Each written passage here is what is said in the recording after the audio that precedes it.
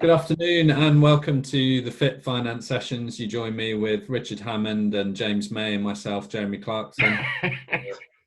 As usual, it's actually Henry Elliston, Tim Webb and myself, Tom Senegals. And slightly less interesting than Top Gear, we're going to talk about VAT today. Rishi Sunak has suggested reducing VAT to try and kickstart the economy in the current scenario. And who wants to kick off? Who wants to give their thoughts on that?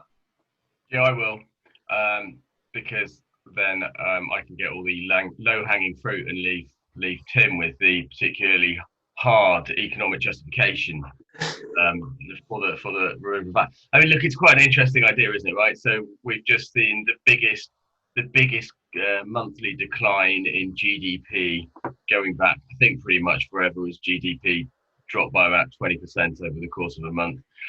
So we're clearly in for something of a recession. I don't think that comes as any surprise to anyone, as we've all been told to stay at home for the last 3 months. And so the government's got to do something to try and get things going. One thing I suppose they could do is fix the potholes around Oxfordshire, which I reckon actually probably would add back in about 20% to GDP. But clearly the government or Saj Javid has suggested that reducing VAT by 3 to 5%, I think, is the suggestion. Will get people out and spending a bit more. I think it will help because, of course, for some people, they'll have more money in their pocket at the end of the month. So at the end of their weekly shop or what have you, they'll have a few more pennies to go and spend wherever in the pub or what have you. But I just wonder if it's too broad a brush approach, and that the second stage to it is that they're then thinking they're going to put taxes up, which presumably will be income tax.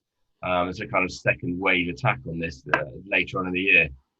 So it does certainly help the poorer end of society because it's a universal tax. Everybody pays VAT. So if you can help them, I guess that works quite nicely.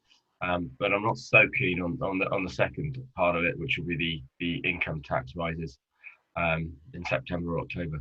Selfishly, admittedly, but I think unions would be. Tim, what do you think, other than saving the pothole repair for Rutland rather than Oxfordshire?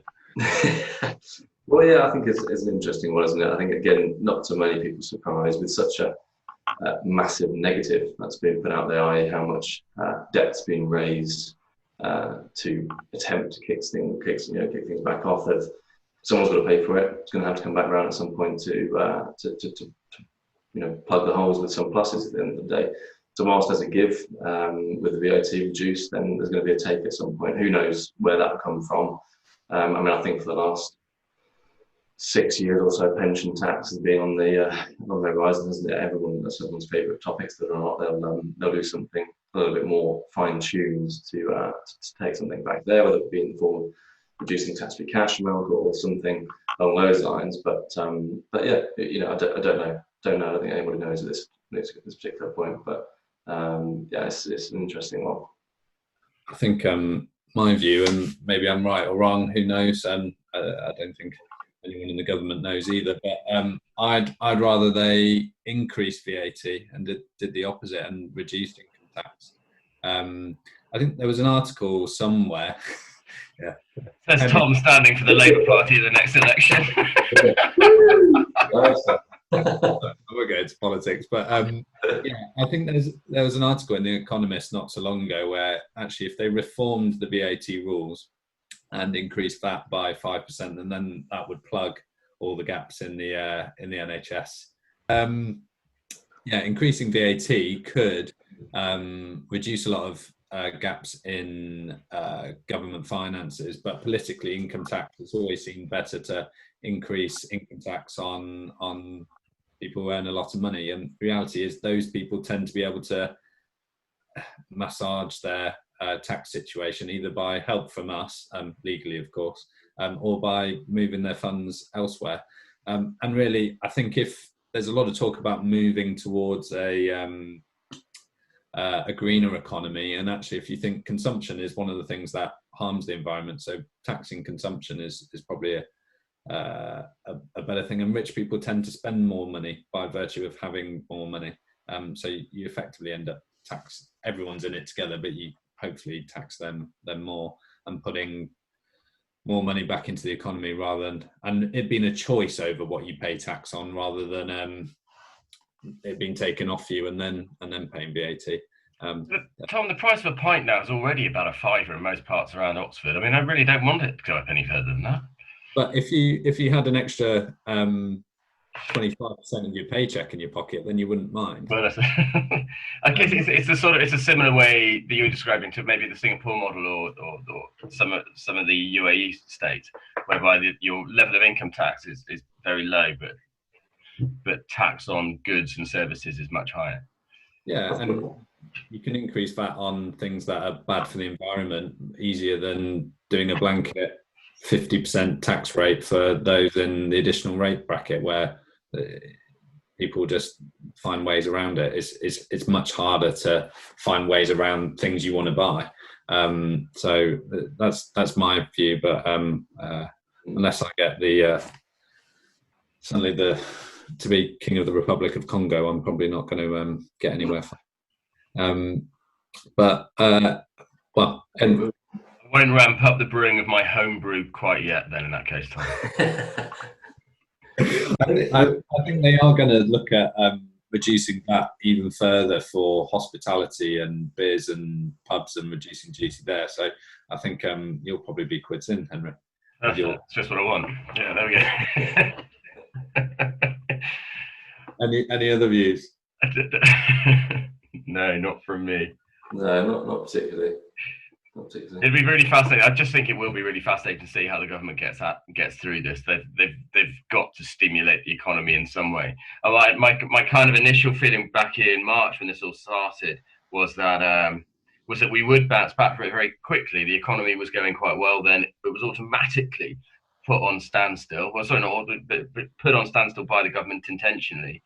And now the government is slowly unwinding that decision, and it is a slow process. I mean, I think even from the 4th of July, we might be able to go into pubs. We don't know if we're going to be able to stand them 2 meters, 1.5 meters, or a meter away from each other. And, you know, whether or not we can go on holiday yet and all these sort of things. And clearly it's slowly going to be unwound probably through the rest of the year. And throughout all that time, there's this kind of worry of second waves looming over us and what have you, until I suppose we have the vaccine in whenever it is, March next year, if it comes. So it'll be fascinating to see how they do try to stimulate growth in some ways. And of course, tax is the obvious one, and spending on infrastructure is perhaps the other one. And my guess is that we will end up seeing a little mixture of both. I think spending on infrastructure would be useful. I think you've got to increase GDP and productivity. Productivity's lagged behind for so long, whereas actually if you can increase communications like 5G, broadband, better road networks, so you're not stuck covered in potholes all the time. And I know people don't like things like HS2, but those things can stimulate an economy and help get you out. If you go back to Keynes and basic economics, you've got to spend money to get your way out of it, not just give it away for us to have cheap, efficient chips. Are you smashing at your economics A level there? Yeah.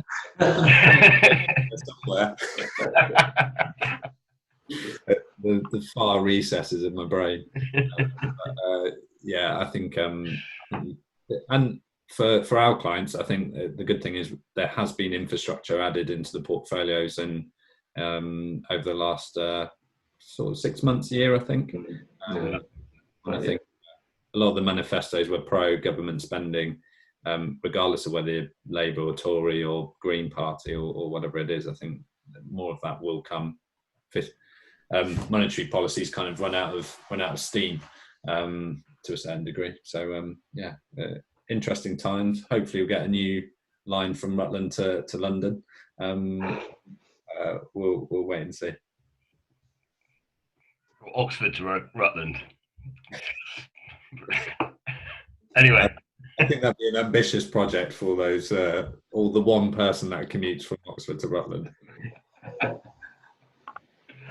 But yeah, so hope you hopefully you enjoyed that. Hopefully it gives you some interesting views on it. Please comment on our post on LinkedIn if you disagree, probably with me, but or if you're interested in any of the topics in particular and want to know more, then put a comment on there and we'll come back to you. But yeah, thanks for watching. Cheers.